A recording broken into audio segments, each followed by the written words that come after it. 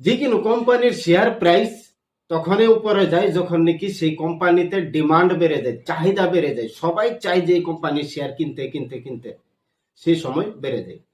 আর নিচে আসে যেই সময় নাকি সবাই সেল করে দেয়, এই কোম্পানি আর উপরে যাবে না, বরবাদ হয়ে যাবে, চারোদিকে নিউজ, নেগেটিভ নিউজ, সেই সময় সবাই সেলিং করবে এই কোম্পানির, আর একদিকে বায়ার্স একদম কম, সেই ক্ষেত্রে শেয়ার প্রাইসটা নিচে চলে আসে। সেম হয় যে কোনো বস্তুই হোক মার্কেটে, যদি তার চাহিদা বেড়ে যায়, গ্রাহক বেড়ে যায়, তাহলে সেই বস্তুটার দাম বেড়ে যায়। আর যদি বস্তুটা বেশি সংখ্যা থাকে, গ্রাহক নাই, সেই ক্ষেত্রে সেই বস্তুটার দাম কমে যায়। তো একটা কথা মনে রাখবেন, মার্কেট উপরের লেভেল থেকে নিচে একটা একদম বটম লেভেলে আনা পর্যন্ত অনেক মানুষের চেষ্টা থাকে, অনেক মানুষের মনোকামনা থাকে, তারা অনেকেই চেষ্টা করে কিন্তু মার্কেটটাকে এরকম জায়গায় নিয়ে আসে।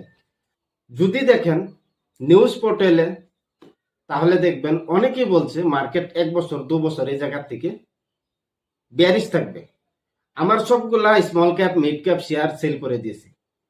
তো এরকম বলার কারণ কি? বা আপনার ভালো করার জন্য কেউ কিছু করবে না।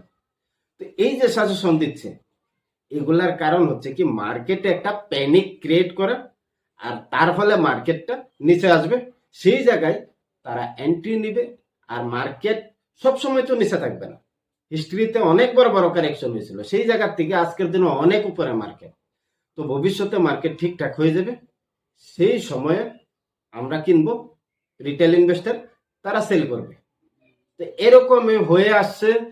1986 এর থেকে সেন্সেক্সের আবিষ্কার হয়েছিল, তারপর থেকে আজকের দিন পর্যন্ত সবসময় বেয়ারিশ হয়ে গেলে আমরা সবে আউট হয়ে যাই রিটেইলার মার্কেট থেকে, আর বুল সাইকেলে যখন নাকি মার্কেট অনেক উপরে থাকে সেই সময় আমরা কিনি।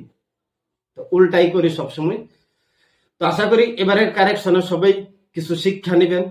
ভালো ভালো ফান্ডামেন্টালি স্ট্রং কোম্পানিতে যদি হোল্ডিং আছে, নিয়ে বসে থাকুন। ক্যাপাসিটি যদি থাকে, অল্প অল্প করে অ্যাভারেজ করুন।